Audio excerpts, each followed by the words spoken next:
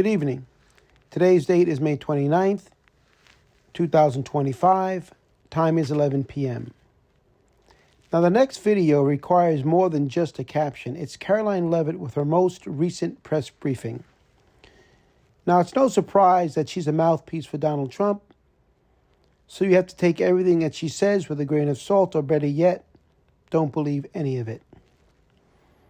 In the video, she is tag team with Mollie Hemingway, who is the chief editor of the Federalist media outlet. This is about as right-leaning and MAGA as you can get.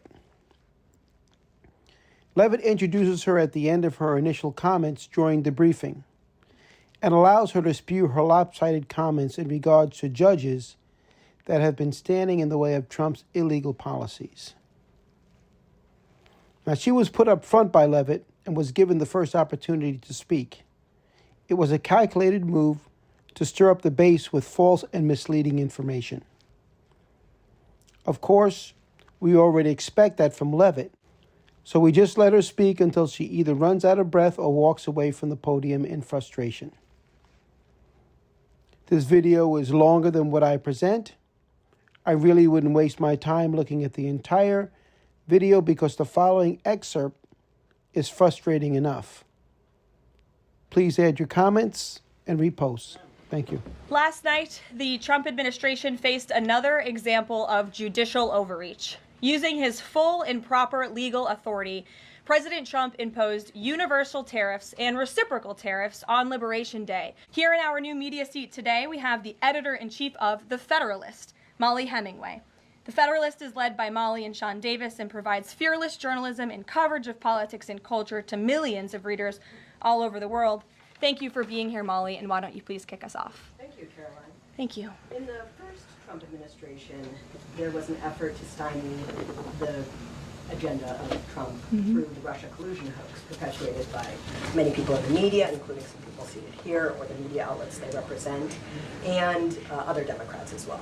The second Trump administration, to reference what you said at the beginning, seems to be subject to an effort to stymie the agenda using rogue lower court judges. You mentioned that the Supreme Court could and should do something to rein in these lower court judges. Also, Congress could do something about it, but they don't seem terribly interested in it. It also seems there's not much of an actual coordinated effort from this White House to take and tackle this effort from judges, Democrats and other people using these judges to stymie the agenda. Is there an actual effort by this White House to tackle this issue in a comprehensive way, and if so, what is it? There is an effort by this administration to tackle these rogue judges and the injunctions and the blockades that we have faced. And this administration is fighting every single one of those battles in court, including already the block that came down from the tariff court, the IEEPA court last night. And as on my way out here to the briefing room, I understand that there was another district court judge right here in Washington, D.C. who ruled against the president's tariff power because nationwide injunctions ordered against the first Trump administration, Trump 1.0, account for more than half of the injunctions issued in this country since 1963. And President Trump had more injunctions in one full month of office in February than Joe Biden had in 3 years. And let me roll through some of these radical injunctions to paint the picture for the American people at home. These are not just talking points. These are real judges in the court of law who are trying to block the president's power and the policies that he was elected to enact. For example, a court ordered the Trump administration to return already deported terrorist aliens back to the United States. A court has ruled the Trump administration can't even temporarily pause our refugee programs.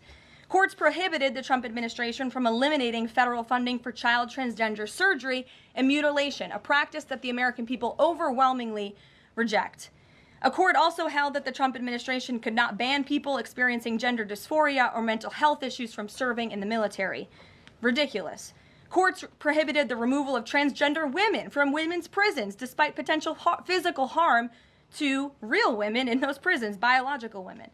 A Northern District of California judge issued an absurd ruling that the president cannot fire people within the executive branch without Congress passing a bill, even though Congress has expressly authorized the president through the Office of Personnel Management to authorize reductions in force across agencies A court also ordered the Trump administration to rehire thousands of already fired employees in several cases.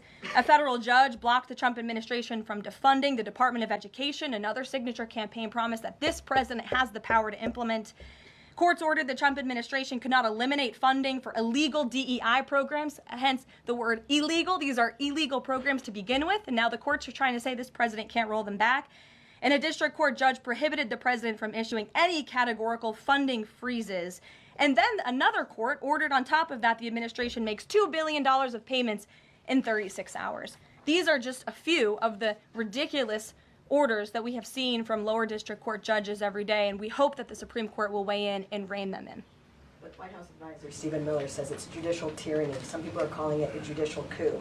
You're saying you're responding to each and every one of these actions, efforts by these judges to delay or thwart the implementation of the agenda. But is there going to be anything more than that, or is it just going to let this operation continue, even though it could delay everything for years until the presidency is over? The administration is operating under the directive given to from the president that we need to comply with the court's orders. He's made that very clear, but we're going to fight them in court, and we're going to win on the merits of these cases because we know we are acting within the president's legal and executive authorities. And thanks for being here.